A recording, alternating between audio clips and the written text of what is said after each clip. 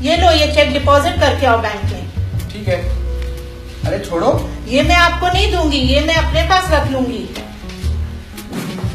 समय समाप्त हुआ महाशय, अब ये खेल हमें यहीं रोकना होगा। 94, 95। अगर आप चाहते हो तो आप क्विट कर सकते हो। मॉम वॉल्यूम तो कम करो। शांत हो जाइए कंप्यूटर महाशय। Mom have you seen my phone? मेरी तरफ मत देखिए, मैं आपकी कोई सहायता नहीं कर पाऊंगी। Mom give 2000 rupees. क्या कीजिएगा इस धनराशि का? ऐसे ही चाहिए था। Here's my marksheet. अब समय आ गया आपसे विदा लेने का। अच्छा तो है। हम साथ में बैठे तो फोन क्यों यूज कर रहे हो? अब कौन फोन यूज कर रहा है? आइए आपको इस खेल के रूल समझा देती हूँ।